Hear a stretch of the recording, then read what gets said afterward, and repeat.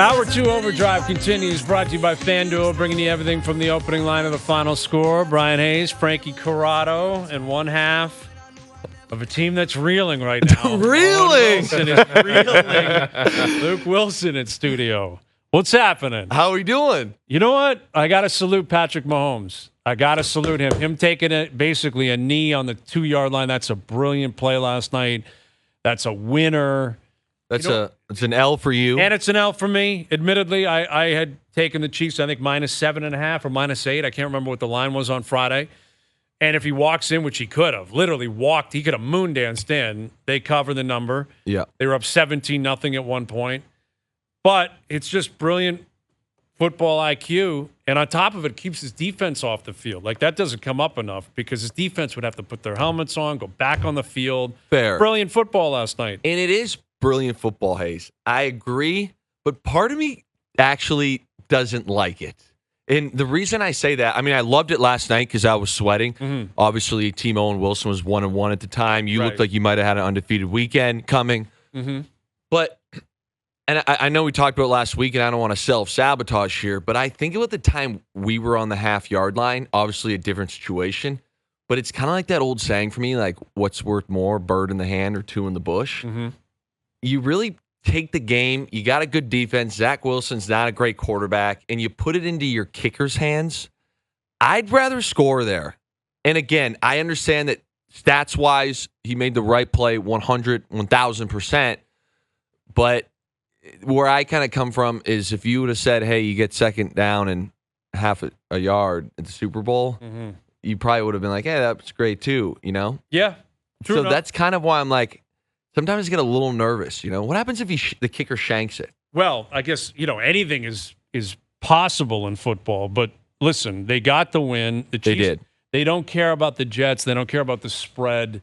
I felt bad for Zach Wilson last night. Like, genuinely felt bad for him because I thought he was slinging it, man. That second quarter, that drive he had to start the third quarter was electric.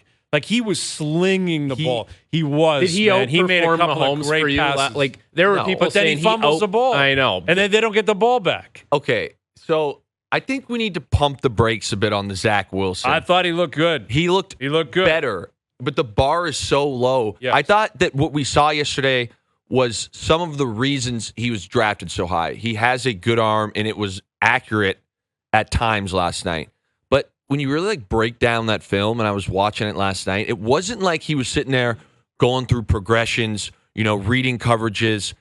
He was putting the ball where it needed to be, and every throw was his first read on those drives. So I think the standard of what, for him, it was an incredible step in the right direction.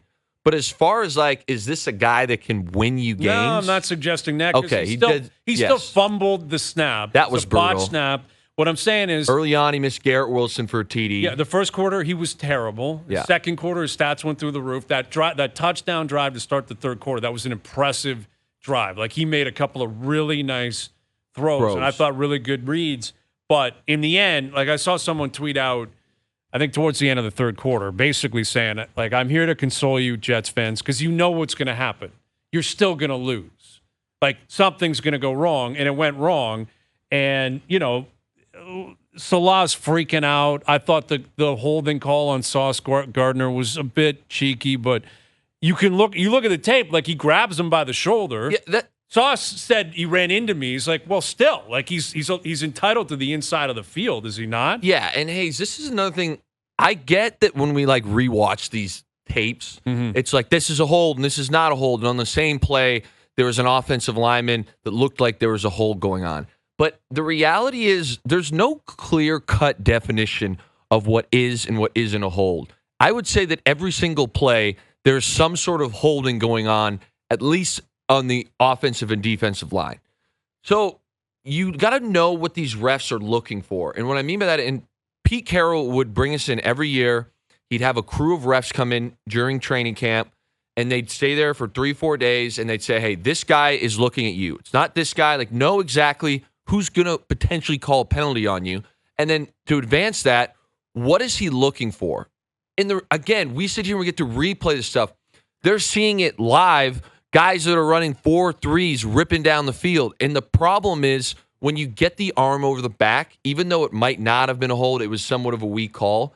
That's what they're trained to do. Hey, I see the arm extended. It's over his shoulder. There's a little yank. That's a telltale sign. I'm throwing the flag. On the other side, again, there's another hold everyone was mad at that they did not call on the Chiefs that play, where it's like this offensive lineman is holding, like, yes, he is holding the defensive lineman. And the Jets player's like moving his feet, and he's trying to signal to the ref, like, dude, this guy's holding me, and I'm moving my feet still. Yes, but defensive guys do that every play. Like, oh, I'm getting held. And are they yelling at the ref? Yes. Like, can you hear them yelling? This. Yes. Yeah. But this is what they teach us on offense.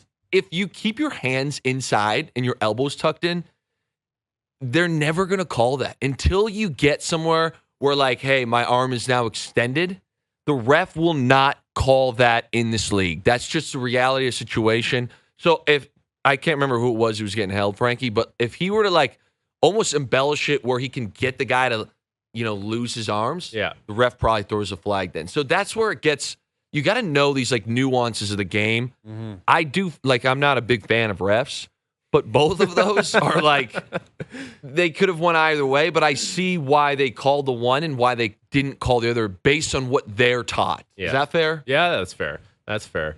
What's going on in New England right now? Because it's outrageous. We need to have a talk about something. Every Monday, I watch you go on Jay Onright's show. Yes. And you say, Belichick football is disciplined, it's organized, it's prepared. And every Sunday, not every Sunday, but more often than not, the New England Patriots are turning the ball over like crazy. Yes. So now what happens to Belichick's legacy, his winning legacy? How much can his legacy now get tarnished in the post-Brady era? I think when you win as much as he did, he will always have this incredible legacy. But there's definitely questions now. You can't take away the amount of Super Bowls that Bill Belichick has been a part of. That's just a fact. But you got to sit there and scratch your head a little bit. For me, and is he the greatest coach of all time? That's up for debate. Is he one of? I would say everyone would agree with that. But does it diminish his greatness a little bit? At the moment, I would say yes. Not a large amount, but definitely a little bit, because you said it, like, and everybody in the league knows this. Hey, you go play the Patriots. They might not, was their MO back in the day. They might not have the most talented group of guys, but they're going to play the most fundamentally sound football. And statistically, they're not going to turn the ball over much. They're going to create a couple turnovers. They're going to play great on special teams. They got Slater, who's still playing. They're going to do all of these little things that add into a victory. And you kind of leave there thinking, man, how did we lose to this team? And right. It's funny because the 2 Super Bowls I played in, the first one, we play Peyton Manning in historically the greatest offense in the history of the NFL that was loaded from top to bottom with stars. And I remember telling my pops Saturday before the game, like, we're going to blow this team out of the water. I swear to God. Because matchup-wise, I was like, we just match up well. We're going to smoke this team. The Super Bowl was 2 weeks prior against the 49ers. The next year, we're playing the Patriots, and it's kind of like you're sitting Saturday like, hey, this is going to be a tough one tomorrow. And then you look at their defense, you look at their offense, obviously Tom, greatest football player ever, but you're not really like, man, they're not rolling out here with Demaryius Thomas, DeMarcus Ware, these guys, yet they're a better football team. Like, what happened to that style of coaching? Mac Jones is literally rolling out and throwing pick sixes across his body and sewering my call for Team Owen Wilson. Yeah, it was a big bounce back for the Cowboys, man. It was. Unbelievable. You know what? It feels like Belichick has just gotten lazy. Like, that's what it feels like to me. He brings Patricia back in. He brings in, who's the coach in New York? Judge. Judge. He brings him in. He's got his kid as the linebacker. Yes. Bill O'Brien comes back. He takes Mac Jones. Why did he take Mac? Because Nick Saban's his best friend, and Saban said, take him. It feels like Belichick, ever since Brady left, he's like a broken man, and he's lazy, and he's just trying to catch Shula. And I know that's a serious indictment I've just laid on the line here, but it feels that way. Like they have the most stagnated offense in football. Like they have nothing going for them. Nothing. He hates Mac Jones. He sat him last night, but he picked him. He's cultivated the guy, and nothing's come out of it.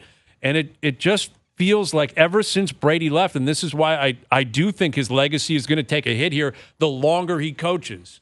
I think if I were in charge of his legacy, I'd say you got to retire today. Yeah. Get out. Because the longer this goes, if it gets really ugly, like you're one of the worst teams in football for 3 or 4 years, you can't overcome that. And they're never going to fire him. No, I can't imagine they will. As long as he wants one. No, and that's it. Like if it's just like a march to try to get the record, fine, and you're probably entitled to that. And what he offered New England, no one else ever has, and it was the most incredible dynasty maybe in football history. One of the great dynasties in North American sports history. Not taking that away from him. You can't.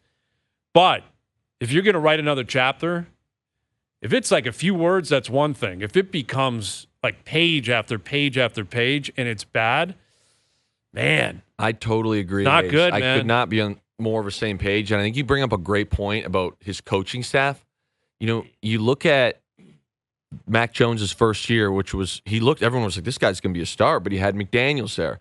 And I do believe, although I don't think McDaniels is a very good head coach. No. I do believe he's a very good X and O guy and a good offensive coordinator.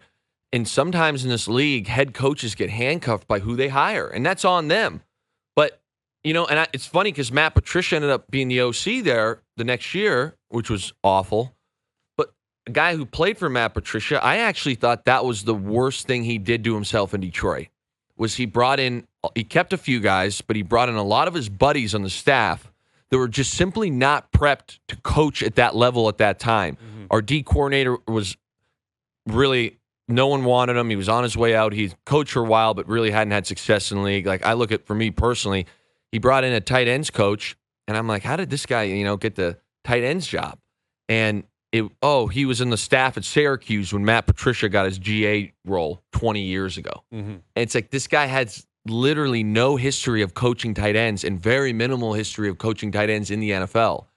And it makes a difference. All of a sudden, you go from McDaniels, who is a good X and O guy, to Matt Patricia, who's never been an offensive coordinator, and you see it in the play with Mac Jones. Mm-hmm. And Bill O'Brien, as much success as he's had in certain places, I do wonder, he did not have success in Houston. And you look at what's going on in Houston right now, certainly the roster is good enough to at least win games. Bill O'Brien. Stroud looks good, man. Looks great. He looks good. And it's just like, he kind of handcuffs himself when he doesn't hire guys that can really perform. Buddy, I know how you feel about the Bills, but I'm going to ask you anyways. Yes. Are they the kings of the AFC? Right now, for sure. After that performance, but I'm not ready to say this is a done deal, like crown them, they're going to the Super Bowl. Remember the hype last year? It was everyone wanted to crown them Super Bowl champions, and Josh Allen was the MVP before the season started. Yep. This year it's been cold, and week one was brutal for them. Brutal. But they're back in a big way, and if Allen doesn't turn the ball over, man, they are so legit. Yes. And Von Miller's coming back, and Diggs is unbelievable. Diggs is unbelievable. Yeah. Look at his stats. Let me run this over quick. Josh Allen since week one, so excluding the Jets game, 85.2% adjusted completion percentage. That's first in the NFL. 812 passing yards, 10 total touchdowns, first. 125.8 passer rating, first. And the Bills are outscoring their opponents 123-33. I think as crazy as the game was the week before, Dolphins-Broncos 70-20, I think the win yesterday was the biggest statement of the year. By far. They crushed that team. In all facets, including defensively, absolutely stymied this Dolphins offense. Mm-hmm. But back to Josh, I think what has impressed me the most, compared to last year, I always found when I would watch Josh, is that he would go and he had this great connection with Diggs, arguably the best duo in the league.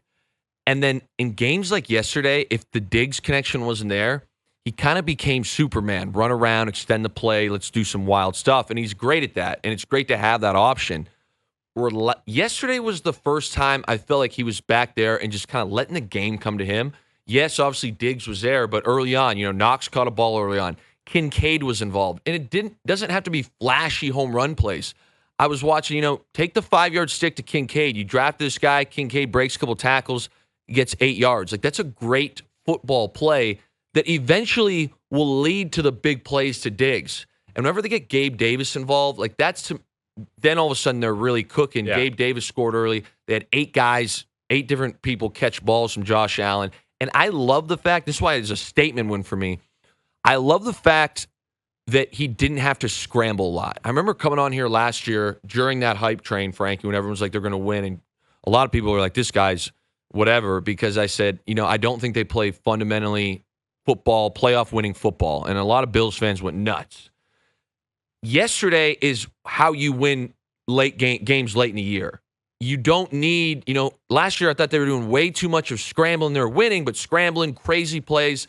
You can't consistently do that, and especially in the playoffs. If weather comes in, it makes it a little harder. There's more film to study. It makes it a little harder. All of these things where all of a sudden you put a game on like yesterday where you're utilizing all your weapons. Diggs goes nuts. The run game looked good. How do you prep for that team? Yeah.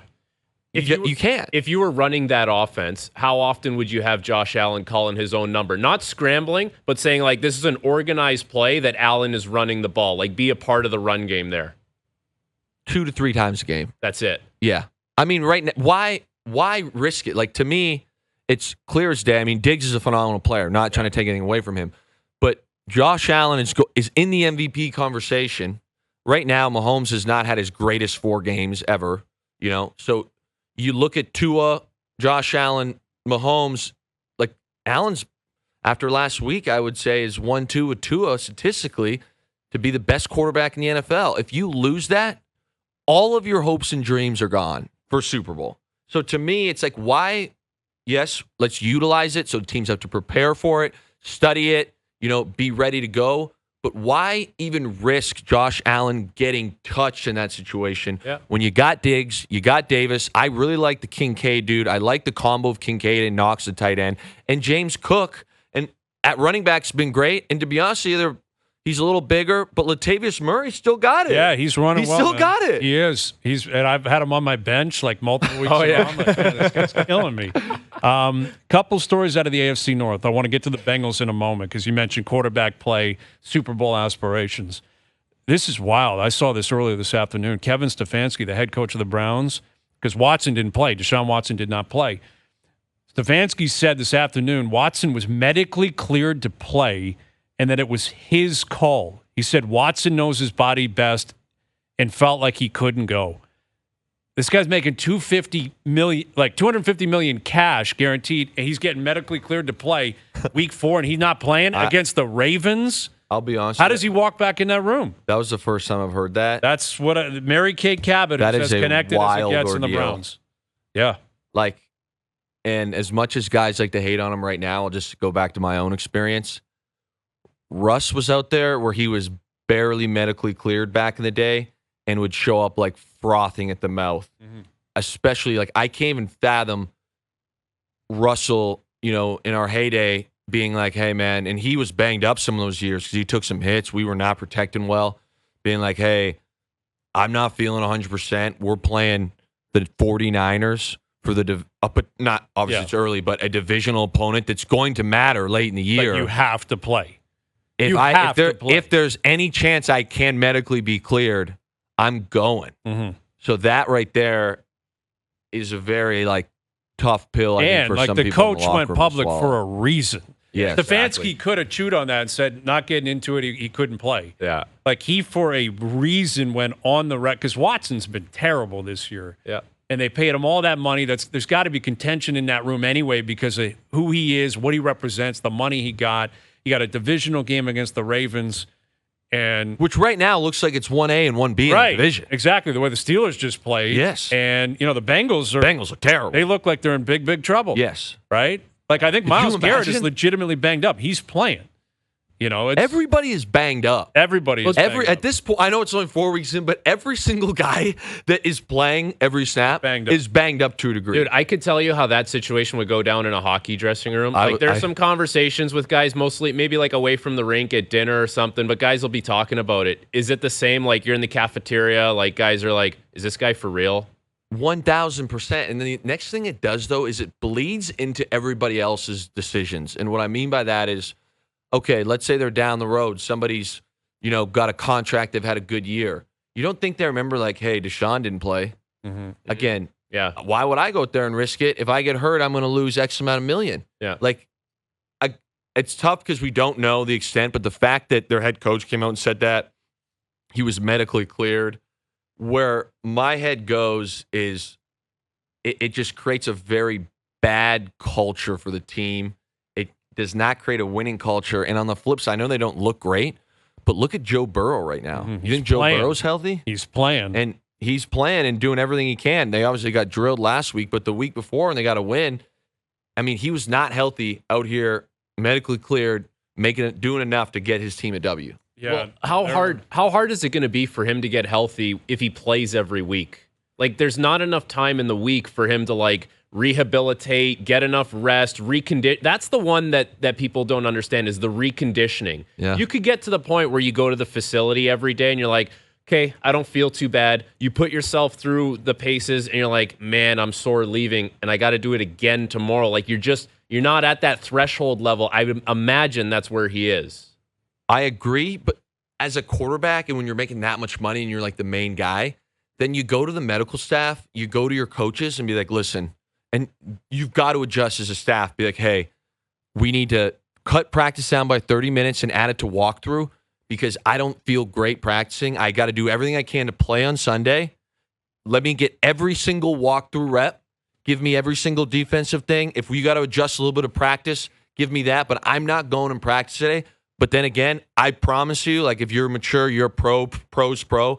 I'll be in the film room and every single ball that's snapped in practice that I'm not in, I will be mentally taking a rep, watching right behind the backup quarterback. And that's a real thing? Like that can go down? Yes. Yeah. I mean, if it's your second string tight end, that's not going down. But for Deshaun Watson, 1,000%. Yeah. And if you're the head coach, I mean, this is your guy. You've got to make those adjustments. Mm-hmm. Dude, it's crazy. I did not think they would be like where they're at right now. Yeah. Any concern about them missing the playoffs now? 1-3. There's got to be concern. Yes. Has to be. Yeah. So I was talking about Deshaun in lingering, but we're talking about Joe. Same principles. Joe. There's got to be because of how bad they looked, And what I mean by that is, and this is where I like scratch my head, is it's not like they don't have talent. So you see some of these balls that are like being thrown down the field, and they're just so inaccurate. Nobody seems to be open, and I just kind of wonder to myself, like, how do you get this off or this bad? Like, I understand the idea that you miss camp, the timing's a little off, but now you've just ripped 4 weeks of regular season, and you're still just that brutal. And I do think part of it, I thought Tennessee yesterday just absolutely roasted this Bengals offensive line. And to me, it's a combination of everybody there, including play calling. They get to the point where I think that they're worried about the plays they're calling because they don't think they can protect up front. And it's kind of a snowball effect. But the guy I feel most upset for is Jamar Chase. Because Jamar Chase, to me, should be talked about in the same breath with Justin Jefferson. But, like, it's not because of he's getting hampered. Sour, though, man. Like he said yesterday, I'm open. Yes. And not necessarily in those words, which is interesting because, they go back to LSU. They've had so much history in Cincinnati. It's like, is he calling out Burrow here? I don't think so. Calling out the offense, the coordinator, the line? I think it's probably more coordinator and offensive line, but I do feel for him because you look at Kirk Cousins and Jefferson, and I know everyone loves to rag on Kirk, but like that combination is they're roasting the league, every week, single week, every week, yeah, and every single week. The same thing should be happening with Jamar Chase and Joe Burrow. All right, so you are here representing Timo and Wilson. Seahawks in New York. The line is up to -2.5. It don't matter what the line is. It doesn't matter. Doesn't matter. All right, Seattle laying 2.5 in New York. Taylor Swift. Probably not still in the building. More than likely left the building. No one will be there tonight. Like, what celebrity's showing up? It's still New York. It's the more popular team in New York. I don't think anyone's going to be there. I don't know. Maybe Usher. The Seahawks don't care who's there. No? We'll play with nobody there. We're coming in with a W today. Gritty team. Go ahead. Make your pick and explain yourself. Well, here's my pick. I think the Seahawks defense does have some issues. When it comes to run versus pass issues, their run defense has been okay. Not great, but not brutal. Their pass game has been awful. That being said, you look at this New York team, they're not great at throwing the football. That's not their specialty. I think they're kind of built as a let's run the ball with Saquon, who I believe is out. There's some rumors he might be playing. Even Danny Dimes kind of running a little bit. So I do think it's a good matchup for the Seahawks defense. Jamal Adams is back. The next thing I think that will help is that's going to change how they call this defense. Jamal Adams is brought there to put.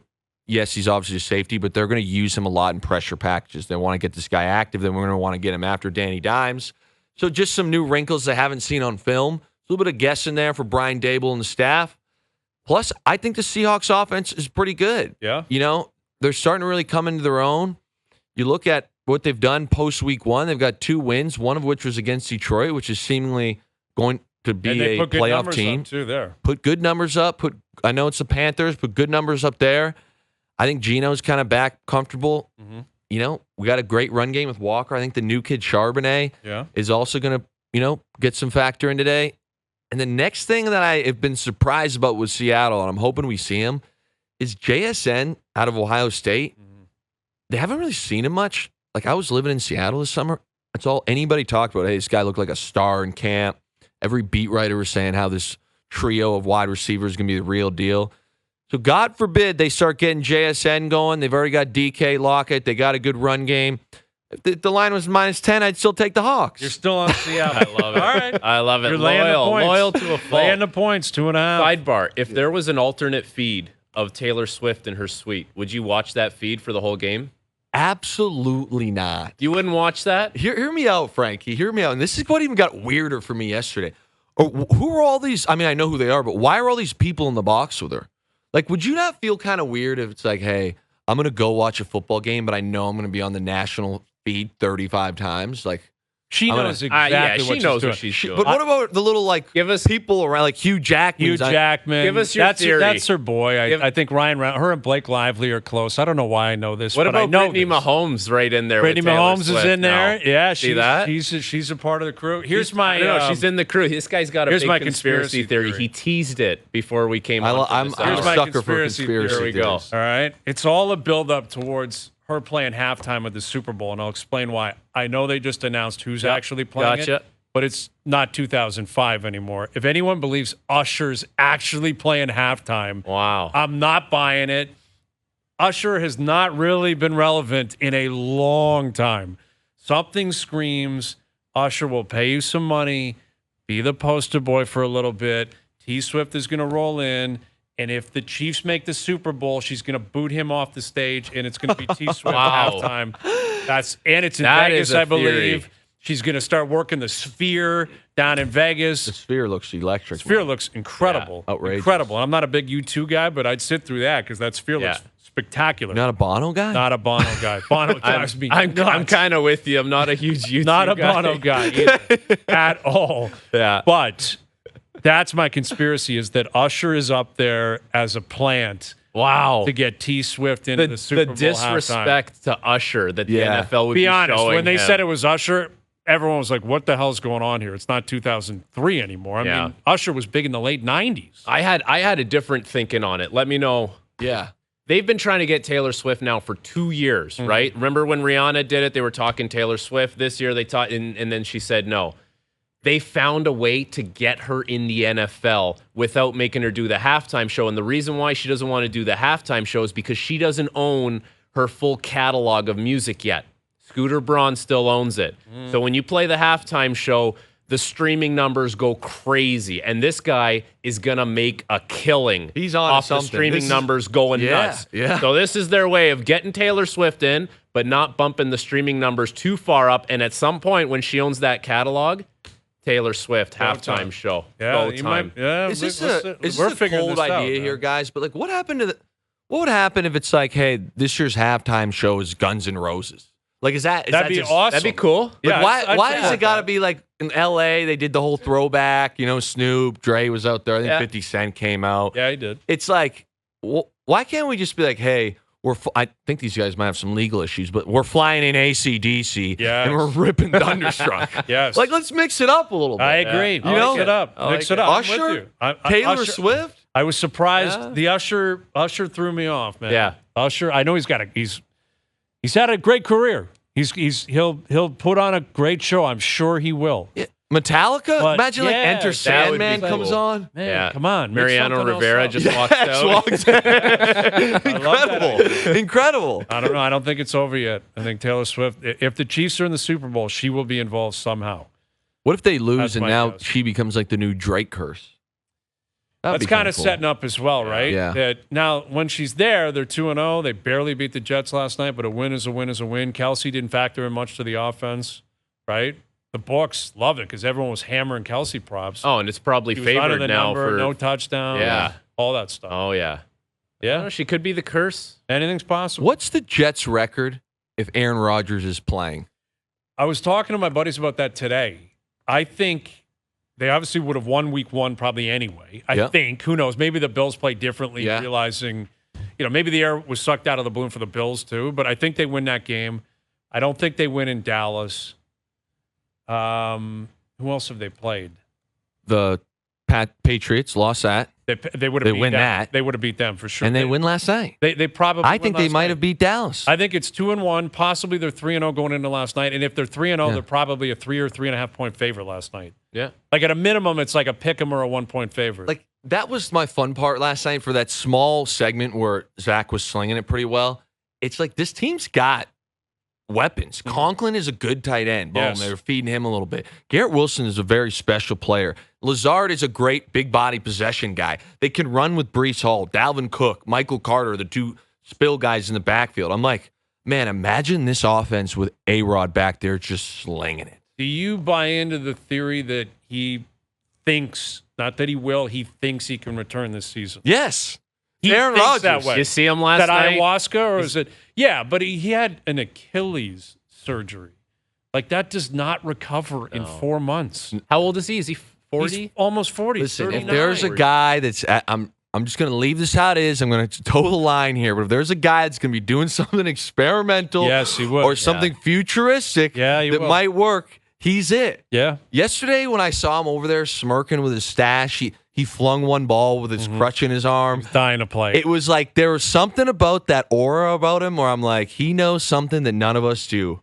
And that's the type of guy he is. Well, they got to get into the playoffs. He's with like the aliens and the reptile people. Exactly. Some kind of special treatment. Rubbed down on his Achilles. He had some experimental Achilles surgery. I could see it. Some weird compound in Nevada he's going. Yes. He's going to go on Joe Rogan's podcast after the season and tell everyone how he miraculously healed. Be an incredible story. But if he comes back for the end of the season and they've won like 4 games, it's not going to work, and he's not going to do it. But if they can find a way to stay in it, then that story really starts picking up. Yeah. Like they run off 4 or 5 wins here, and they're kind of in the hunt. Shafty will tweet something out. you know it's coming. Like, I'm hearing Rodgers Pat McAfee show. He'll have a tell-all on the Pat McAfee No question. Absolutely. No question. All right, you guys are on Seattle tonight, -2.5 at New York. Good luck with that. Easy win. Okay. It is possibly a layup. Your partner agree with that? Possibly. Yeah. Yeah. Me and O-Dog are in good shape. Are you? He had to question me a little bit with the Pats thing. I had some good data to present him. I think the Patriots are bad, but I think that was uncharacteristically bad for them. Yeah, they were. That was terrible. I thought they could keep it within 6.5. Yeah. I was clearly Cowboys, wrong. I mean, it felt like a redemption game too, right? They got beat pretty bad the week before, but what are you going to do? What are you going to do? It's all good. You guys are on Seattle tonight. All right, Luke, good seeing you, man. Hey. That was Luke Willson, one half of Team Owen Wilson. OverDrive continues, TSN 1050 and on TSN 4. All right, the Jays back in action tomorrow in Minnesota. They made it. They made the playoffs. It was a little bit dicey there at times, but it's all good. You don't have to explain how. It all resets, and you get after it tomorrow afternoon. Jays Twins in Minnesota. So we'll continue to look ahead to that. The Raptors had their media day today. We'll get to something to chew on a little bit later this hour. The Masai Ujiri, very forthright, but also, somewhat confusing in terms of why he took the approach he took today in terms of messaging about Pascal Siakam and his future, the team, and how he anticipates they're going to kind of mold together under the guise of Darko Rajokovic. So we'll get to that a little bit later on, but the Leafs are back in action tonight. Big boys are playing. Yeah. But I've been impressed by their kids. Like, that appears to be the story of the camp, and I would agree with that. I think Nyes has been very good. I think he was penciled in to opening night roster. Now I think he's officially made it. Like, he played himself into it. Yeah. And I know most people anticipated that he would just be gifted a spot. I don't think that was the case. Because he's still a kid. He's still very young. If he had a poor camp, they would send him to the minors. He's not waiver exempt. I don't think Brad Treliving would have made him any guarantees nor should he have made him any guarantees. You don't want to just hand something to someone who's played 3 regular season games and some playoff games, albeit he played really well in the playoffs. Yeah. But Matthew Nyes is going to be playing opening night, and he's doing so because he has earned it. He has had a great preseason. And I've been impressed with this Fraser Minton kid, too. He looks like you guys always say it. Sometimes it's easier to play in the NHL for smart players. He looks like a guy that will not stick out if you're watching him play junior. Yeah. But he projects to be a quality, effective, smart NHL player. Yeah, he's not flashy. Not at all. And I would say this, it's very consistent because even in junior, we actually had a couple Kamloops games over the last couple of years in the CHL package. Nothing flashy in junior, but there he is at the end of the night. He had a goal and 2 assists. Mm-hmm. And you're like, he's in the right spot. He's got good habits. He's a smart player. And it's very encouraging now that there's a little nucleus of young prospects for the Leafs that are all going to climb up together here. Whether it's Cowan, Minton, throw Nyes in there. Nick Robertson's in there, I guess. But what I'm saying is there's this group of young players that are going to push to make the roster and actually push to be impact players at some point because all those guys will serve a significant purpose on that roster. And, aside from the Matthews, Marner, Nylander, like that was the last group that came up. Mm-hmm.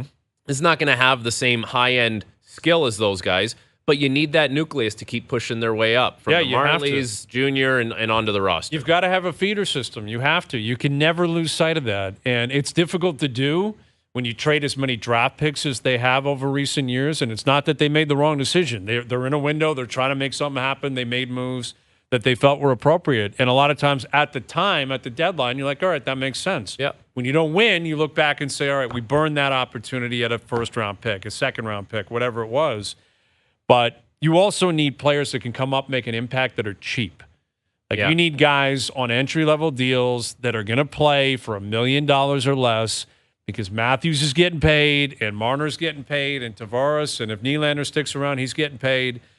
It's imperative. You have to have that feeder system. And a lot of times, like if you're going to go on a cup run, usually when you look at a Stanley Cup team, obviously your focus goes to the superstar players. But the best teams are the teams that can fill a role with a player moving up where you don't even lose a step. Plug and play, man. That means there was a guy in the third line that should be on the second line, but he doesn't have to be because their team's so good. That was the thing that made Pittsburgh so good for years. Mm-hmm. It didn't matter. Guys like Gensel was in the minors, and it's like, hey, you come up and now you score basically every other night. It seemed like there was multiple guys like that. Bryan Rust was another player like that. It was, hey, you're doing well in Wilkes-Barre. We got a guy on the third line here and makes too much money. See you later. Get up here. You're making $800,000 and do exactly what you did. And they won 2 Stanley Cups doing that. And I think Tampa Bay had that similarly as well. It was guys like Ross Colton, or it's just that's the kind of player that you need to have an impact at some time. Yeah, you have to. Now they have that. But the thing with the Matthew Nyes, you could look at preseason one of 2 ways here. You play a good game or a couple of good games, and you could say, it's preseason. It's a mixed bag. You're playing the Habs AHL players. We'll see what happens. Or you can play bad and be like, it's preseason. Give them some time to get going. Give me the guy that's playing well in preseason 10 times out of 10 because he's going to carry that momentum into the season. We saw it, to a lesser extent. Nylander last year in the preseason was he was flying out there. He was the best player, and he carried that all the way through. Matthew Nyes has a very good opportunity to do that again. Yeah, and this is his first camp. Right? Like you said, rookie camps and had to go back to school, but there's a time limit on that in terms of how long you can stick around. I think that gets forgotten because of the nature, the hype around him last year. When he signed, he came up, he played, he played really well in the playoffs. But it would have been easy for him to be overwhelmed here, right? And he hasn't been. He was at the rookie camp, I believe. Yeah, they sent him to Traverse City, as he should have been. Which was smart. Yes. Get him playing a couple weeks before camp. Make him earn it. Exactly. He's a young guy still. Yeah. Make him earn it, and that's exactly what he's done. I think he should be proud of the way he's played, and I think the Leafs should be ecstatic. How smart was it for him to go back to the University of Minnesota last year and play that year? Looking back, hindsight, right? I think a lot of people were campaigning, you got to sign now. They want you now. And he's like, listen, I'm going to go back. I'm going to be the man over there. We're going to go on, go play the NCAA tournament. And now he's ready. And it doesn't look like he's going to take that step back. He's obviously got to play the whole season, but He's ready and confident, man. Yeah, and he's a big boy. He's got instincts around the net. He uses his body really well. Wins a lot of battles along the boards in front of the net. He's not a great skater. Like, he is not a blazing speed. But I think he's really smart in terms of body positioning and protecting the puck and finding ways to make plays, especially in tight. He's going to be an asset for this team. Noodles talks about it all the time. Some guys are sticky. They're just always on you, whether it's the stick or just grabbing a piece of you under your arms. Like, he's like that, and that'll make him hard to play against. Absolutely. Yeah. Like, Minton is going to go back to the WHL, which he should, right? He'll go back. Cowan's going back. Yeah. Robertson, I don't think has made the team yet. I still don't know where he lands, and keeps speaking publicly about him finding different roles within the team. Yeah. I don't know where he is. I don't think it's the best course of action for him to be on the Leafs just yet. The guy he's probably played 50, 60 games in the last 2 or 3 years. Mm-hmm. Like, he just hasn't been healthy. A lot of big injuries. He just needs to play a full year unbothered and stay healthy. Yeah. Well, and it doesn't necessarily have to be a full commitment to a season with the Marlies, but if it's 20 games, 25 games, and he plays really well, then you can let him know you're the first guy coming up. If someone gets injured or post-trade deadline, we make some moves. Yeah. But keeping a player inspired, making sure they're healthy, continuing to push for jobs, that's really healthy within a winning organization. You've got to have that. Yeah. You've got to have it. And I think the Leafs are in a better spot today than I think many people thought they would be, myself included, with these young forwards in particular who have had good camps. Yeah. And appear to have some pretty good value. All right, Chris Johnston on the Leafs and more coming up in about 20 minutes. We'll get back into the Jays playing tomorrow, Game 1 in Minnesota. Something to chew on, brought to you by Boston Pizza, still to come as well. Overdrive continues, TSN 1050 and on the TSN app. All right, Chris Johnston coming up in the next hour. Something to chew on, brought to you by Boston Pizza as well. Raptors Media Day today. Got the Raptors back in town. The Leafs are playing tonight. The Jays are playing tomorrow, and Ross Atkins speaking with the media this afternoon, pumping the tires of John Schneider, as you would expect he should. Hey, his team made the playoffs. It's amazing how much of a relief it must be. Like, Ross Atkins has got to be absolutely peacocking all over town. The happiest human being in the city, and I don't think it's even close, because if they found a way to choke that away, if Seattle had themselves a weekend and the Jays found a way to miss, the whole mood of the city and the fan base today would be, what the hell was Ross Atkins doing? What's up with John Schneider? Why was Vladdy doing what he was doing? Does Alec Manoah wear any of this? Like, it's a completely different complexion. Yeah. Even though they still win 89 games. But if 89's not enough, then it's dark. If it's 88, we're talking about all kinds of different things. You know what's underutilized? But it's not. It's 89 and they're in, and it's all good. I know. You know what's underutilized in baseball compared to hockey? Leafs are playing. We used to get the shot of Dubas in the press box. We used to get the shot of Lou. Never see Atkins and Shapiro. Never see those guys. I would have loved at certain points during the season to see what Atkins is doing in the box. Yeah, like, he's obviously, you're aware, he's there. Shapiro's there. They're right? there. They're up in the executive suites. They're up there. Like, who's that guy that always goes yard on the Jays from Baltimore? Mountcastle. Mountcastle goes yard. Mountcastle owns. Cut straight to the booth and what's going on in there at the Rodgers Center. I know, it's true, right? You just don't ever see them. They're there. They're doing whatever they're doing. But that's the beauty of sports, is you get in, everything resets, everyone's happy. You should be happy. Who cares how it happened? Yeah. Obviously, it would have been ideal if they won the American League East. That'd be great. Then they don't have to play the wild card. Then they have home field throughout the playoffs. That would be amazing. It didn't happen, but you're still in. Yeah, they made it in, you reset. You got a chance to change a lot here. Were the Phillies a wild card team? They were a wild card team. They went all the way to the World Series. There you go. You see it. You see the path. It's happened before. It can be done. The Miami Heat were a wild card team last year in the NBA. Yeah, they went to the NBA Finals. And we were talking all year about how if you're one of those teams in the play-in position in the NBA, you have no chance. Because realistically, every team ahead of you, especially the teams at the top, they're juggernauts. They're powerhouses. Generally speaking, although in the NBA it's shifting. Yeah. And now you got Dame in Milwaukee, you got Drew Holiday in Boston. Like, it just feels like the GM in Portland did everything he could to sewer Pat Riley and the Miami Heat as much as possible. Yeah. Didn't it? Like, props up Milwaukee, props up Boston. Yeah. Philly's a mess. He knows James Harden didn't show up today. Everyone knew he wasn't going to. But that's going to be a mess. Like, I thought they were all good over there, Harden and the owner. Feels like it's going to be an issue. I kind of feel for Nick Nurse. Now, Nick is getting paid. Nick's going to have to figure it out. No one's going to make excuses for Nick Nurse because it's Philly and they still have Joel Embiid.